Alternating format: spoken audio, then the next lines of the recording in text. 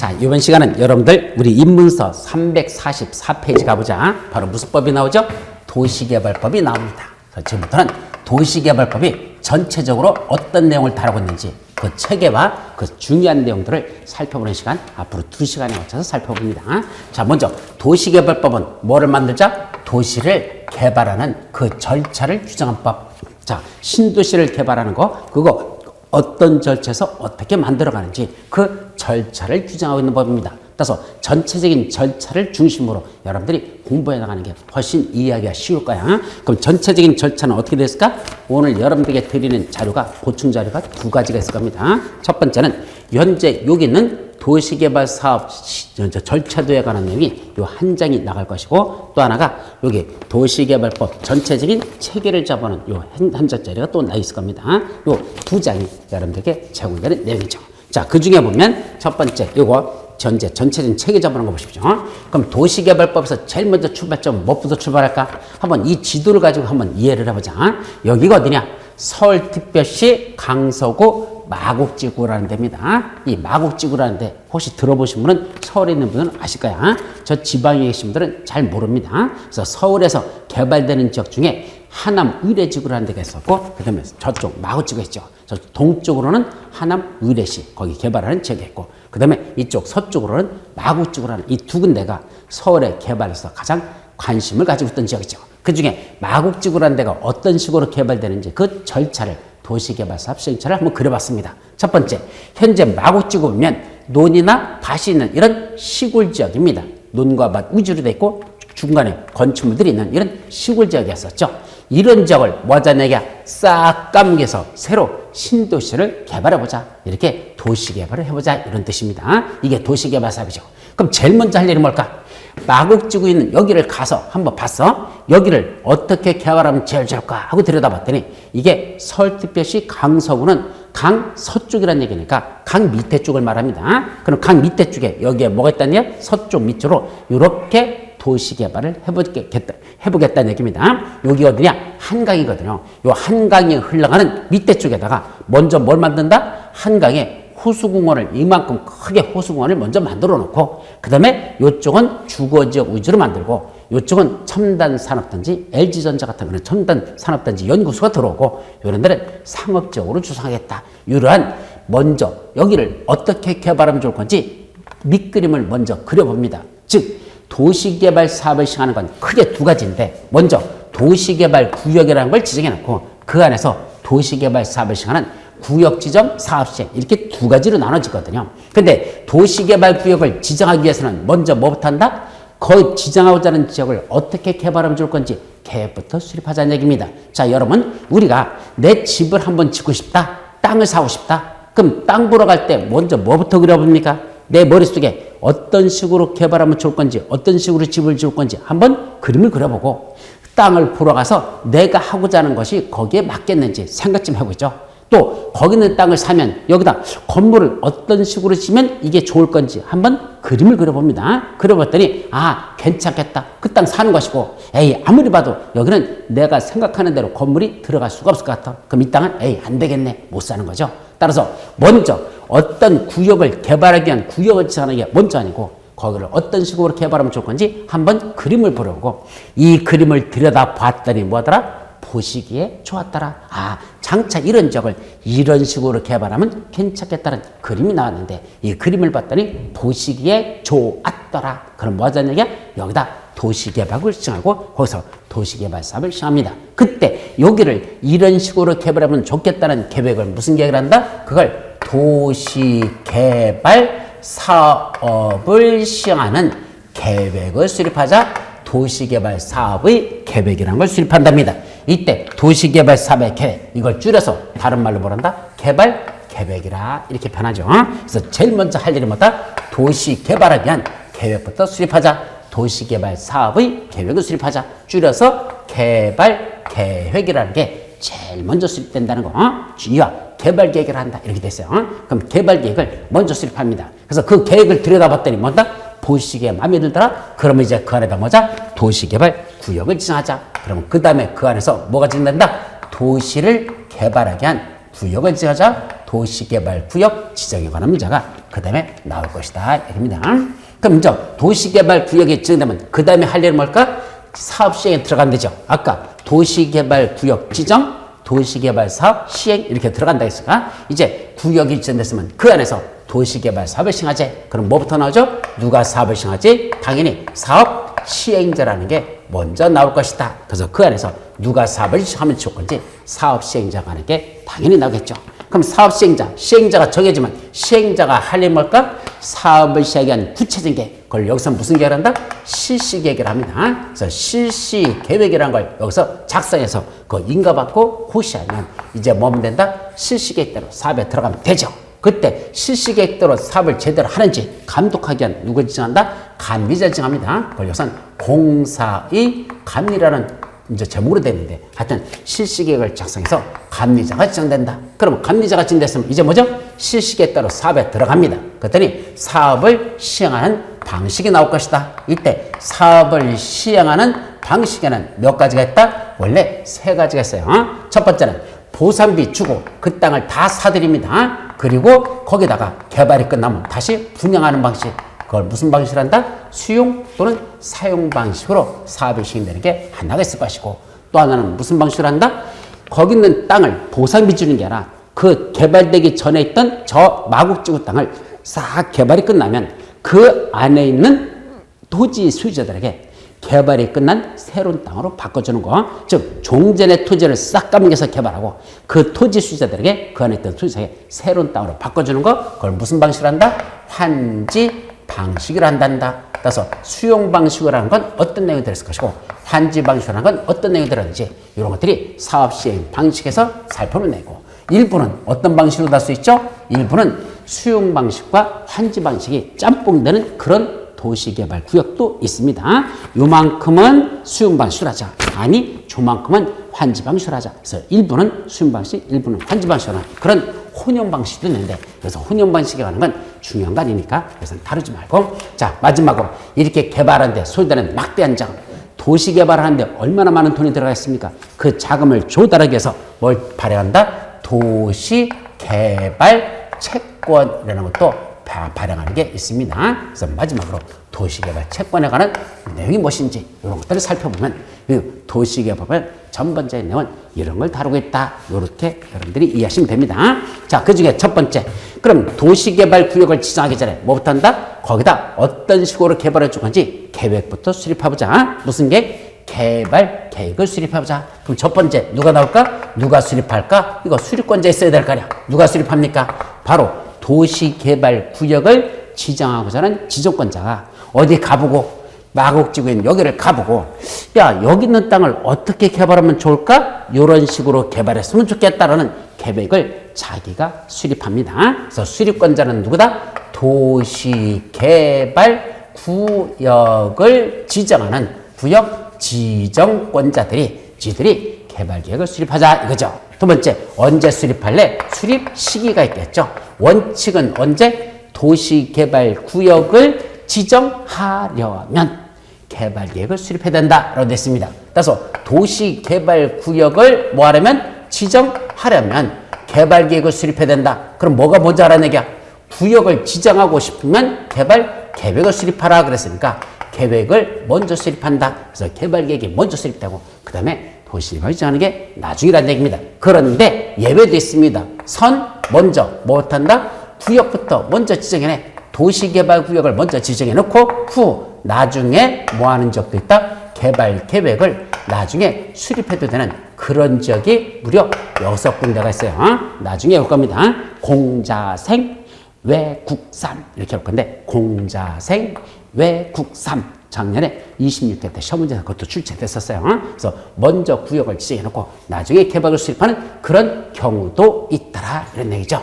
자, 그때 이 개발계획을 수립하는데 일정한 방식으로 할 때는 거기 있는 사람들의 동의도 받아야 돼요. 무슨 방식으로 할 때만? 환지 방식으로 사업이 시행되는지요. 자, 다시 한번 환지 방식이 뭐죠? 바꿀 환자, 땅지자거든. 땅을 바꿔주는 방식. 다시 말하면 여기 있는 토지 수자들이 있는데 여기죠? 마국지구에 여기 토지 수자들이 여러 명 있을 거 아닙니까? 이 수많은 사람들이 있는데 이분들에게 보상비 주고 내쫓아서 개발하는 건 수용 방식이고 그게 아니고 여기 있는 사람들을 잠시만 나가 계시래. 새로 싹 까뭉개서 이렇게 개발이 끝나면 여기 있던 토지 소유자 이분한테는 당신은 여기 있는 땅 줄게. 여기 계셨던 분한테는 당신은 여기 어디 가죠? 이렇게 해서 여기 있는 땅 드릴게. 여기 있던 분한테는 당신이 개발 끝나면 여기 땅 드릴게. 종전의 토지 사진에 새로운 땅으로 바꿔주는 걸 무슨 방식을 한다? 환지 방식을 한다. 그래서 이 환지 방식으로 사업이 시행된다면 무슨 계획에 대해서 요 개발계획, 바로 요 계획에 대해서 토지 수요자들이 알아야 될 권리가 있습니까? 없습니까? 있겠죠. 왜요? 자기들 땅이라며. 그럼 자기들 땅이 장차 이런 땅에 까뭉개져서 어떻게 개발될 건지 이 그림에 대해서 토지 수요자들은 알을 권리가 있다는 얘기입니다. 어차피 자기들이 가질 땅이잖아. 새로 받을 땅이. 이런 식으로 개발 끝나서 새로 받을 땅이니까 이렇게 개발하려고 하는데 여러분 요 개발 계획 마음에 드십니까? 라고 여기 있는 토지 수요자의 동의를 받으라는 얘기입니다. 따라서 이 환지 방식으로 했다면 이 개발계에서 토지 수요자들이 뭘 받아야 된다? 동의를 받으랍니다. 얼마나 받아야 할까? 이 안에는 토지 면적 3분의 2 이상의 토지수의 동의. 그래서 전체 면적의 3분의 2 이상의 토지수의 동의와 토지사 총수, 총 사람들의 2분의 1 이상의 동의 받으래. 면적 전체로서는 3분의 2가 필요하고 토지사 총수로서는 2분의 1 이상의 동의라는 걸 받아야 된다. 그래야 저 개발계획은 정당성을 갖는답니다. 이때 면삼총이 이렇게 해야 돼요. 면적 3분의 2, 총수 2분의 1. 이것도 어려워. 면삼총이 이렇게 하면 됩니다. 면삼총이 동의받을 것. 그래서 줄여서 면삼총이라는 동의서를 받아란다. 다만 누가 사업을 시행한단다? 여기서 사업을 시행하는 이 사업 시행자가, 이 시행자가 여기서 누가 한답니까? 국가 또는 지방자치단체. 그때 시행자가 국가 또는 지방자치단체라면, 국가나 지방자치라면 그때는 뭐가 필요 없단다? 동의받을 필요가 없답니다. 그럼 이 말은 무슨 말과 똑같은 거야? 국가나 지방자치단체가 만들어준다면 니들 찍소리 하지 말고 어떻게 개발될 거지? 개발계획 알 필요도 없대. 동의받지 말라는 이거 어떻게 되는지 니들 관계없다는 얘기야. 그냥 만들어주는 대로 받으랍니다. 왜요? 국가나 지방자치단체는 곧 기리요, 진료, 생명이니까 얘들이 해주는 건 전혀 오류가 없으니까 그냥 만들어주면 감지덕지하고 그냥 받으시라라는 이런 싸가지 없는 법을, 바로 이게 싸가지 없는 법입니다. 아니 이게 누구 땅인데 어차피 개인들이 갖고 있는 땅을 개발해서 개인들한테 돌려준다고 한다면서 시행자가 국가나 지방자치단체는 어떻게 만들어질 건지 알 필요도 없다? 동의받을 필요 없다는 건 그냥 만들어주는 대로 받아라 이 소리인데 아주 얼마나 싸가지 없는 소리니까 언제부터 국가나 지방자치단체가 그렇게 곧 길이요 진리요 생명이었다고 말도 안 되는 소리입니다. 이런 걸 싸가지 없는 법 이렇게 얘기합니다. 그래서 여러분들의 동의를 받지 않아도 된다는 이런 싸가지 없는 유정들이다. 이게 환지 방식에서 관한 내올 때는 그렇다는 얘기죠. 네 번째, 이때 개발계획은 어떤 내용이 들어갈래? 수립하는 내용들이 들어가야 되겠죠. 그래서 상당히 내용이 많아요. 쭉 들었는데 수립 내용이 아무것도 들고, 그 다음에 수립 기준도 있어요. 이때 수립 기준에서는 올해 시험 문제가 나왔었죠.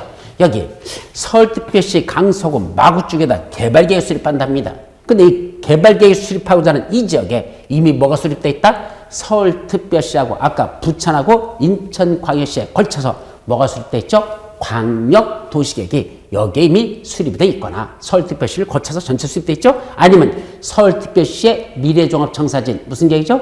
도시군 기본계획. 아까 나왔던 즉 이미 강서구 이 마구 쪽에다 개발계획을 수립하려고 하는데 이 서울특별시에 이미 광역도시나 도시군 기본계획이 수립되어 있다면 이때 수립하는 개발계획은 그 광역도시나 도시계획에 뭐 할 것? 부합하여야 한다. 즉 상위계획에 하위계획은 부합하래. 그래서 강서구 마구 쪽에서 수립하는 요 개발계획은 서울특별시 전체 수립되는 광역도시나 도시구에 부합해야 되고 이때 이 수립되는 이 면적이 330만 제곱미터 이상 되면 면적이 상당히 넓다는 얘기죠. 그때는 각종 주거, 생산, 교육, 유통, 의학 등의 각종 기능이 서로 조화를 이루도록 노력해야 된다. 자, 기능의 서로 조화라는 게 뭐죠?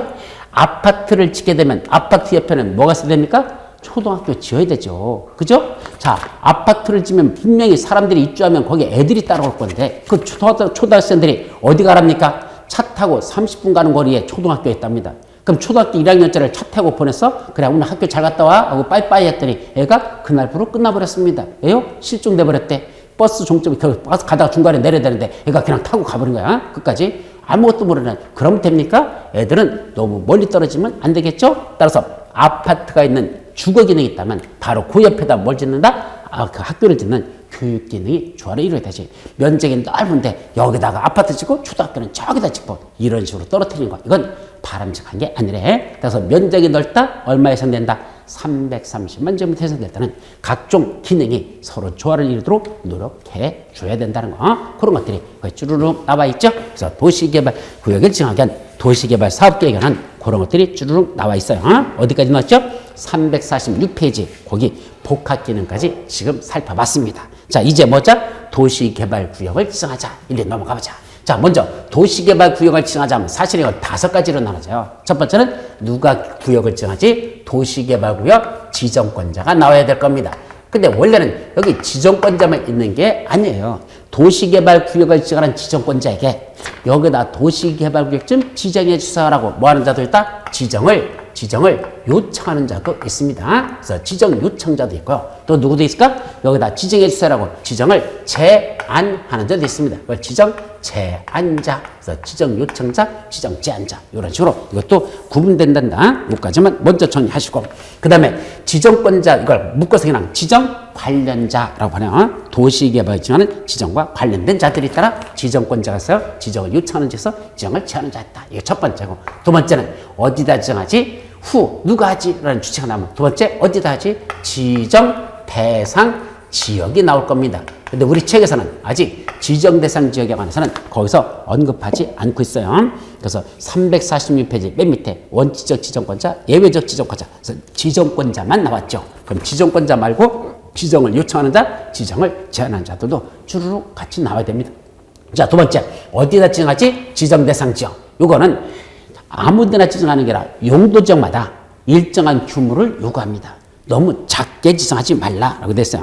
그래서 여러분들 자료에 보면 지정 대상 지역 하나고 지정 규모 도시 지역에서는 원칙 1만 제곱미터 이상 되도록 지정이 됩니다. 우리 용도 지역에서 도시 지역이라고 있었죠? 주상공록으로 나눠지는 원래 도시 지역 안에서는 원칙은 얼마에 생기할까? 1만 제곱미터 이상으로 지정해야 됩니다. 다만 공장을 짓는 공업 지역에다가 도시개발을 지을 때는 공장은 일반 건축보다 규모가 크니까 그때는 공장을 짓기 위한 도시개발구역에서는 규모가 얼마 된다? 3만 제곱미터 이상을 요구합니다. 그래서 도시지역 안에서는 원칙 1만 제곱미터 이상 되도록 도시개발을 지어야 되는데 공업지역만은 면적이 3만 제곱미터 이상 되도록 구역을 지정할 것. 그래서 공장 짓는 지역은 더 크게 하죠. 다만 도시지역이라고 전부 다 지정할 수는 아니고 도시지역이 뭐로 나눴었죠? 주, 상, 공, 녹. 주어적, 상업적, 공업적, 녹지적. 그 중에 녹지적 중에서도 가장 손대지 말라고 하는 지역. 무슨 지역이죠? 보전 녹지지역. 보전 녹지지역에는 도시개발을 지정할 수 없어요. 그건 아직 자료에는 안 나와 있습니다. 그럼 듣고만 여러분들이 넘어갑니다. 그래서 그건 여기에 지금 나와 있는 거야. 여러분들 자료 중에 저기 지정 대상 지역하고 나온 거기에 지정 규모에서 도시지역은 원칙 1만 제곱미터, 공업지역은 3만 제곱미터, 보녹이란 말이 무슨 뜻이다? 보전 녹지지역, 보전 녹지역 줄여서 보녹 이렇게 말해요. 그 지역은 지정할 수 없습니다. 왜요? 자, 여기 도시가 만들어지면 콘크리트 건물들이 많이 들어차는데 그 중에 그래도 사람들이 쉴 수 있는 휴식 공간으로서 뭐가 만들어진다? 녹지지역이라는 게 조성됩니다. 특히 도심 한가운데 나지막한 야산들이 있어요. 그 나지막한 야산 같은 건 옛날에는 까문개고 아파트 지었지만 지금은 그거 최대한 보존하려고 하는 게 있습니다. 왜 그러죠? 거기는 사람들이 아침에 산책하러도 올라가고 거기에서 약수물도 떠오고 또 올라가서 내려다보는 그 도시 경치 참 멋있잖아.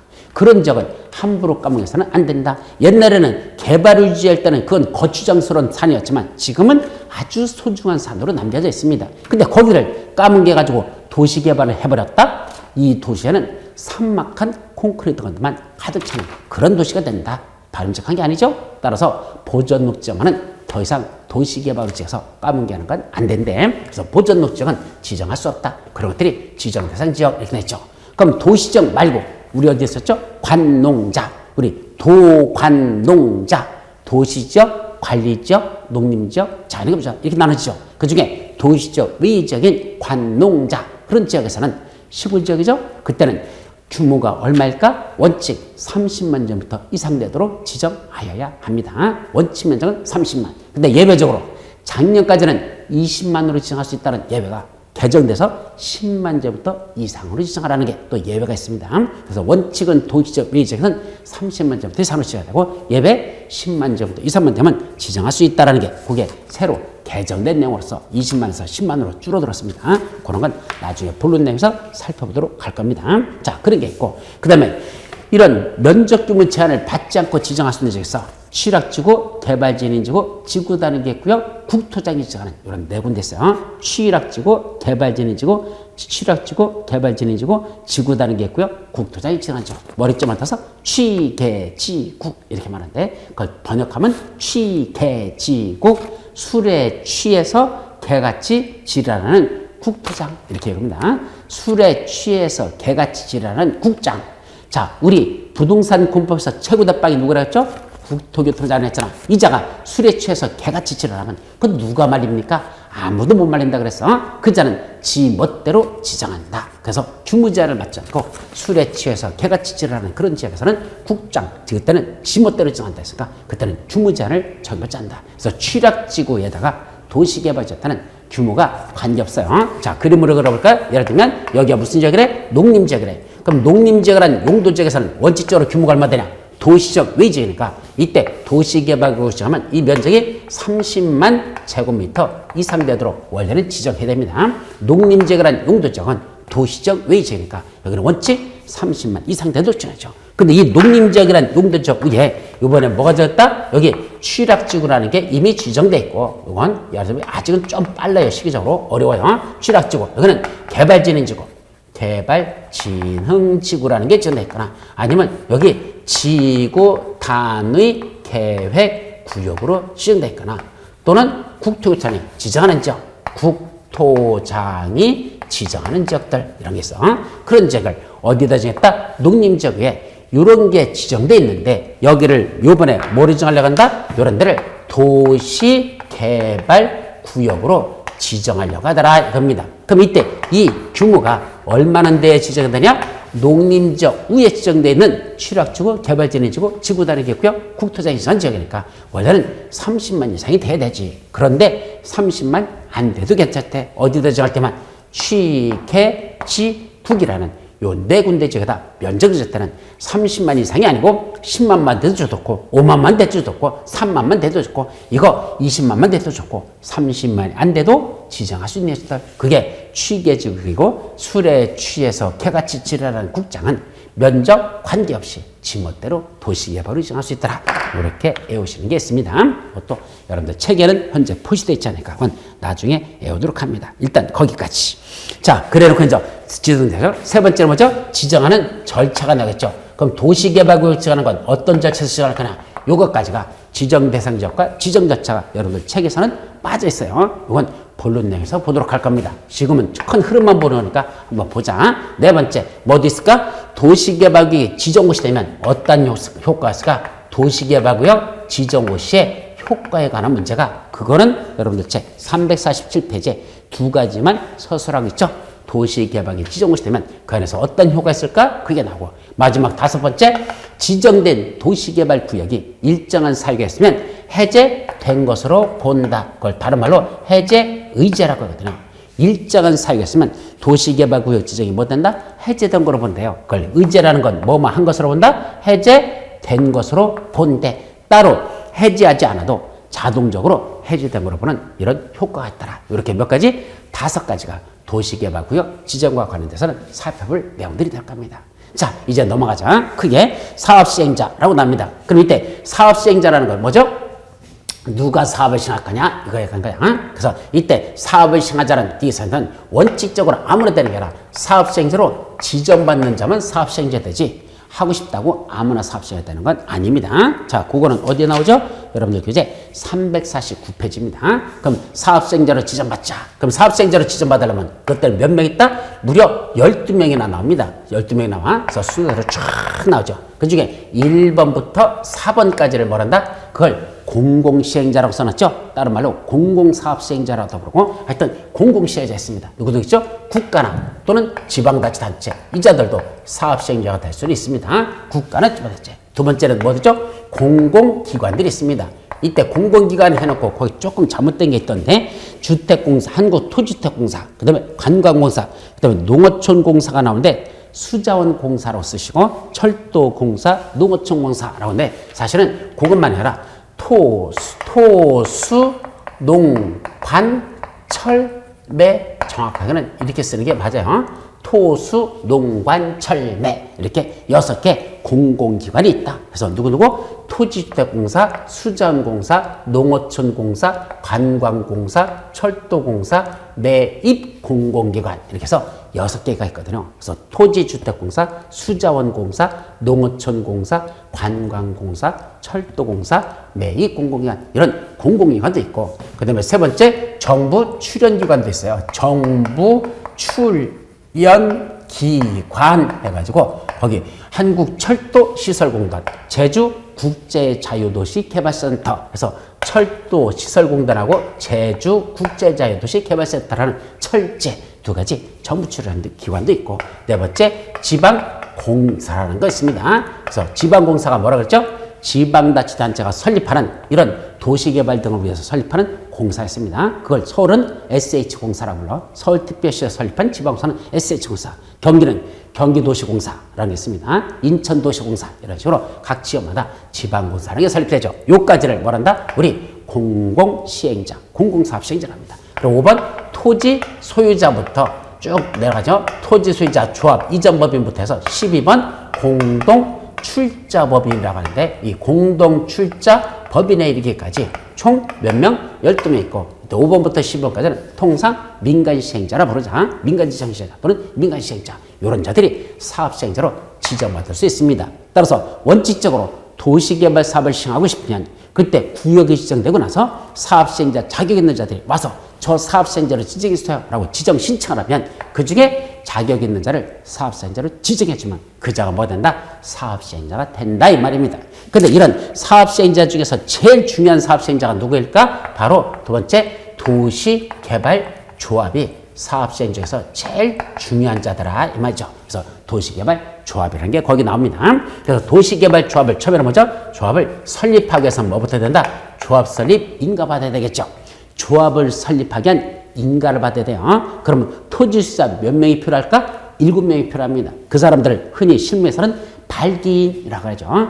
조합을 설립하는 걸 일으킨 사람들, 그걸 시작한 사람들, 이걸 발기인이라고 하는데 바로 그 사람들 7명이 정관을 작성해서 토지 수요자들의 일정한 동의서를 받아야 돼. 그때 설립인가 박선 토지 소유자 7명 이상이 뭘 작성한다? 정관을 작성하고 동시에 뭐도 해야 됩니까? 토지 소유자들의 동의를 받아요.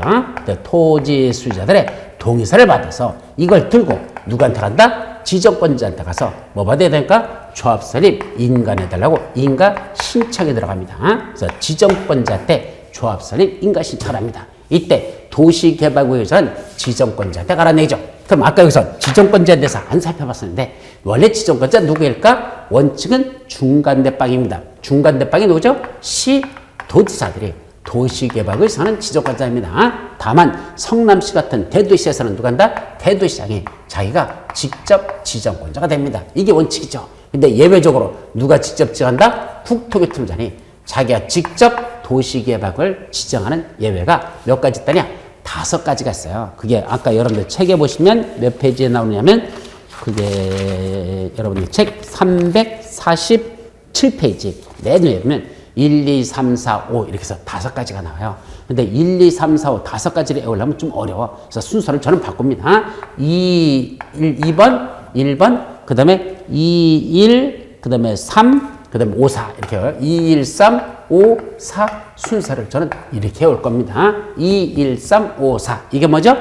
중앙행정위원회장이 요청하는 거. 중이죠? 중앙행정위원회장이 요청하는 거. 1이 뭐죠? 1번이 국가가 직접 실시하는 거. 국야. 그 다음에 3번은 공공기관회장 또는 정부출연기관회장이 30만 제곱미터 이상 되는 국가계획과 밀접한 관련된 구역지정을 제안하는 경우. 이렇게 됐죠?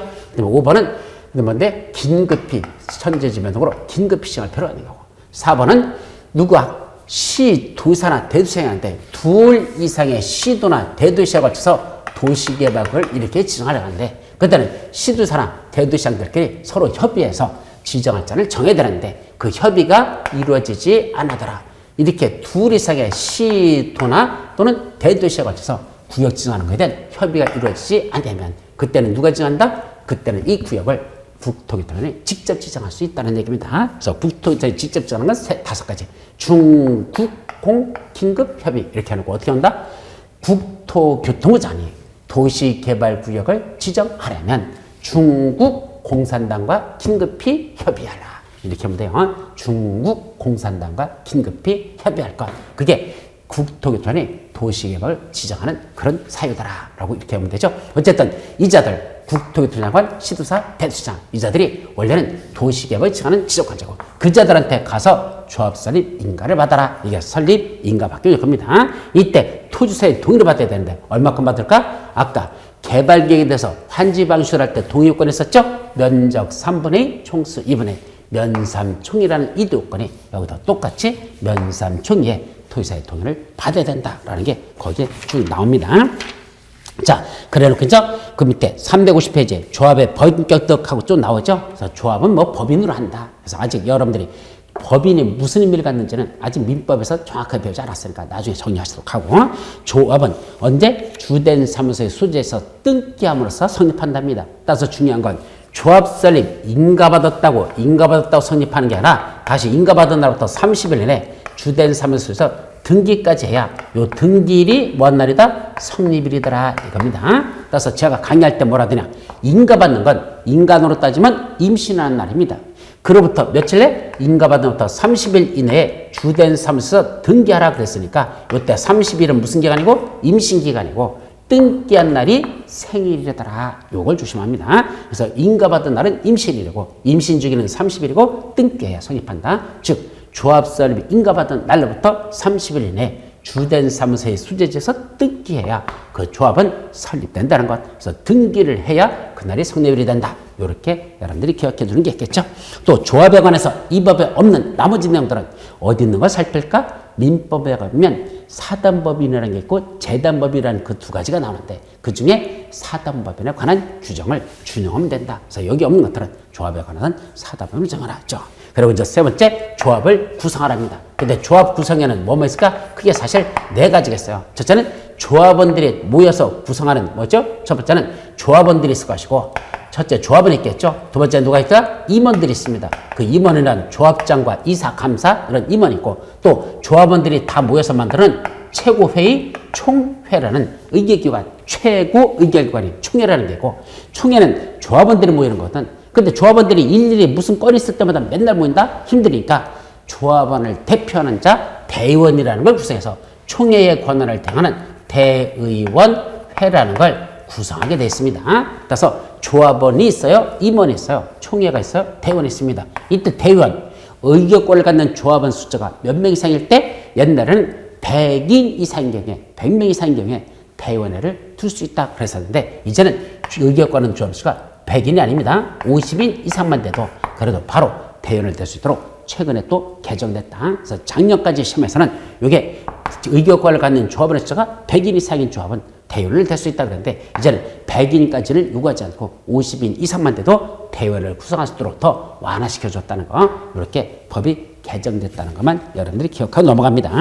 자, 350페이지에 있는 거기에 보시면 맨 밑에 리을 결격사유라는 게 나옵니다. 임원의 결격사유가 나오는데 그 중에 첫 번째 뭐가 나오죠? 금지산자, 한정치산자 또는 미성년자 이렇게 나와있죠. 이 자들은 뭐가 될 수 없다? 임원이 될 수 없다. 이 말이 나오는데 여기서 금지산자하고 한정치산자란 말은 옛날 용어입니다. 지금 민법에서는 이건 폐지됐고 대신에 피성년 후견인, 피한정 후견인 그런 제도가 새로 도입됨으로써 요거는 이제 옛날 용어로서 삭제시켜야 되는데 아직도 남아있는데 아마 이건 개정돼야 될 용어로서 마땅한데 아직도 법에서 바꾸지 않고 있어요. 그래서 이건 없어진 용어다. 대신하는 게 피성년 후견인, 피한정 후견이라는 거 민법 시간에 여러분들이 공부할 테니까 그때 보도록 합니다. 자, 이제 351페이지에 뭐죠? 실시계 작성 및 인가 등 하고 납니다. 그럼 세 번째 이제 뭐죠? 실시계를 작성해서 이거 뭔데? 인가 받는데. 그래서 첫 번째 작성할 것, 두 번째 인가 받을 것, 세 번째 인가권자가 그 사실을 고시할 것. 작성, 인가, 고시입니다. 이때 누가 작성하죠? 모든 시행자들은 실시계획을 다 작성해야 됩니다. 자기가 어떻게 사업을 시작할 건지 사업을 시작하는 구체적인 계획과 여기는 사업 시행자를 지정받은 자들은 누구든지 실시계획을 작성해야 됩니다.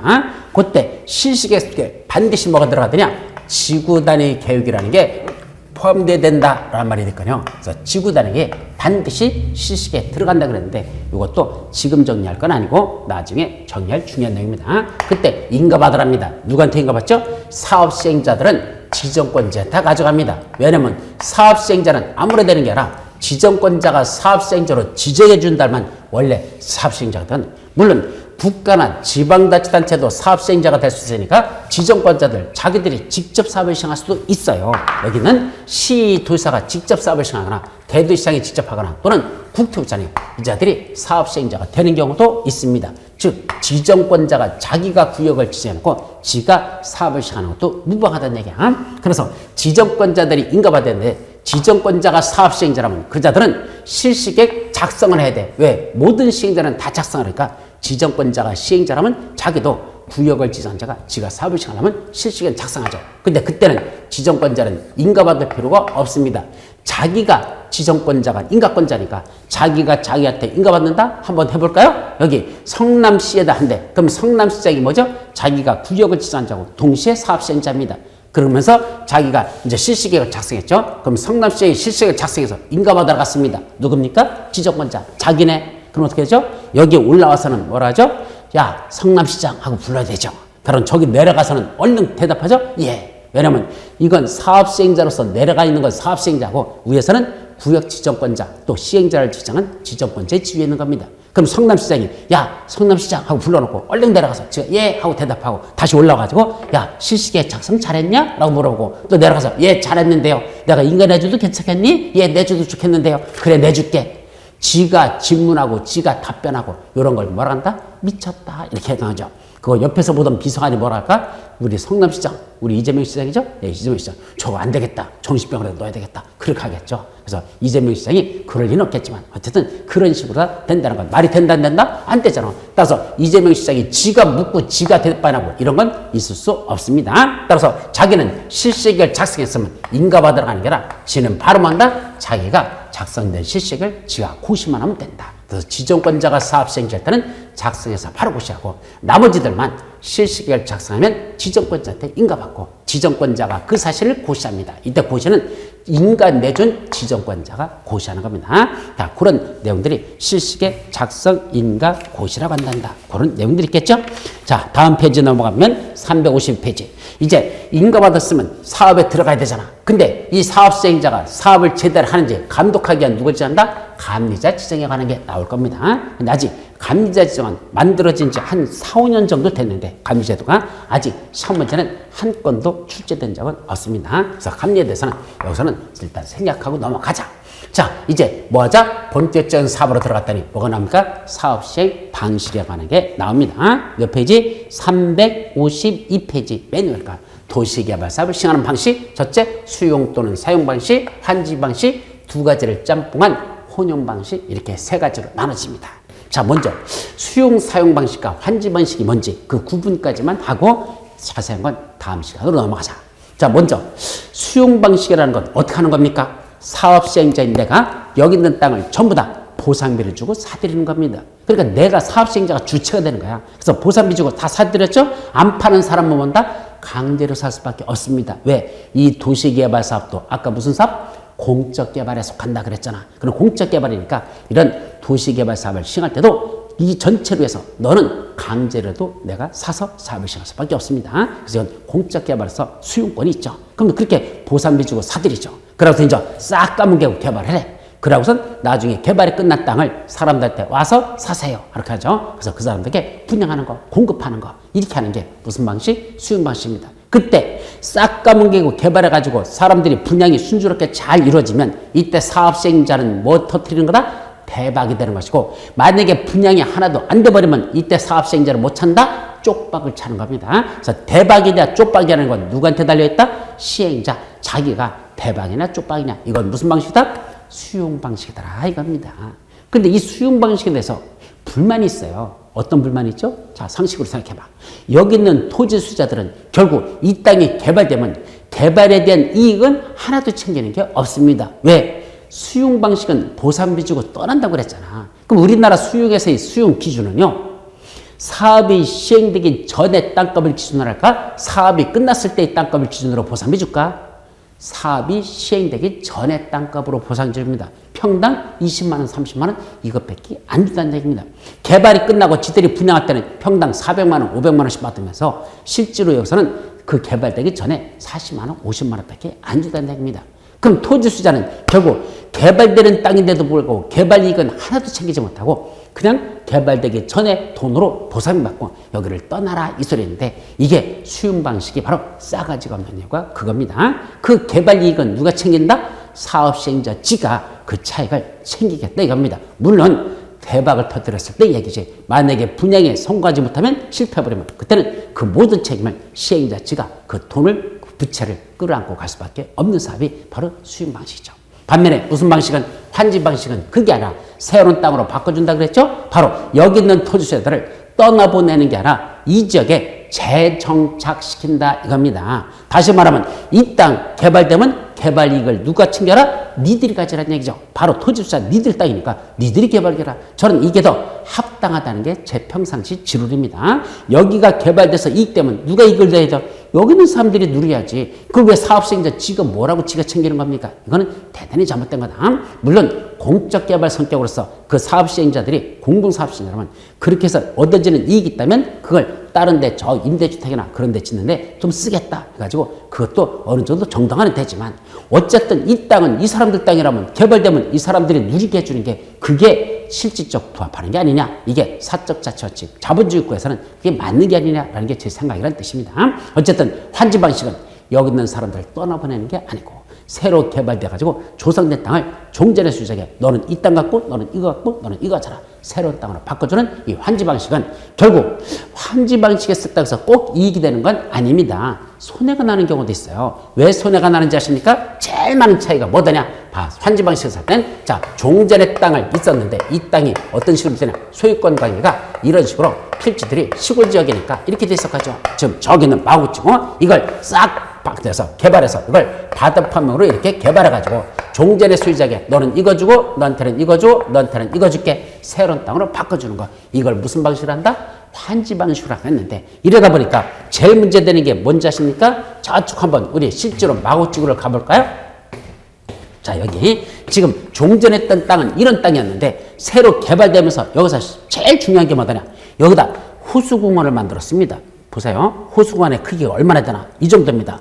전체 도시개발구역 면적의 약 3분의 1 정도를 호수공원을 만들고 있습니다. 그럼 이 호수공원은 이거는 누구 땅으로다 만드는 거냐? 종전의 소유자들 땅을 뺏는 거예요. 니들이 개발된 이익을 니들이 챙기는 것 중에 일부는 공공설 부지로 내놓으랍니다. 그래서 이 공공설이 만들어지는 호수라든지 도로라든지 이 만들어진 그 땅은 여러분들 땅에서 뺏어서 거기다가 호수 만들고 거기다 공원 만들고 이렇게 하겠다는 얘기입니다. 그러다 보니까 종전에 갖고 있던 땅보다도 새로 돌려받는 환지라는 땅은 훨씬 더 면적이 줄어듭니다. 그럼 통상 실무에서는 어느 정도 들어갈까? 평균 50% 정도 줄어듭니다. 그래서 종전의 땅이 100평을 갖고 있었다면 환지로 받는 땅은 50평밖에 안 됩니다. 그 중에 나머지 뺏긴 50평은 어디 들어갔다? 공원 부지로 다 뺏기고 도로 부지로 뺏기고, 또 하나 여기 개발하는데 소요되는 비용, 개발비 있잖아. 그 개발비 누가 내야 됩니까? 바로 토지주자 여러분들이 내야 돼요. 왜 그렇죠?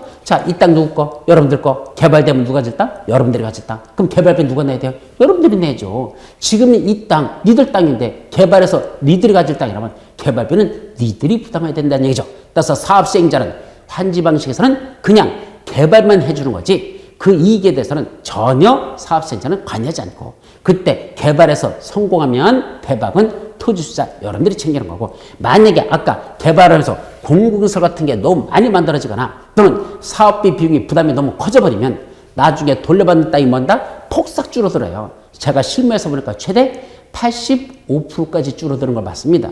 그럼 100평 가진 사람한테 새로 개발된 땅 몇 평 준다? 15평 주겠대. 나머지 85평은 도로 부지로 뺏기고 공원 부지로 뺏기고 새로 개발하는 비용으로 뺏겨버리고 남는 땅은 쥐꼬리만큼 15평 주겠답니다. 돌아버리는 거죠. 그런 사업이 시행된 경우도 있었습니다.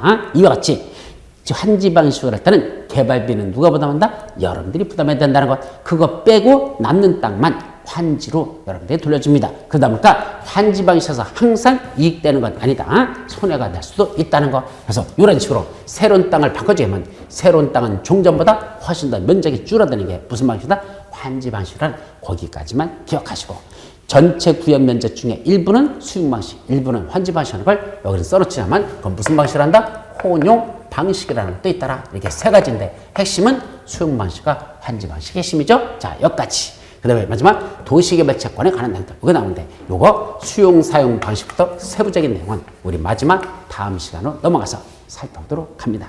자, 쉬었다 들어가죠.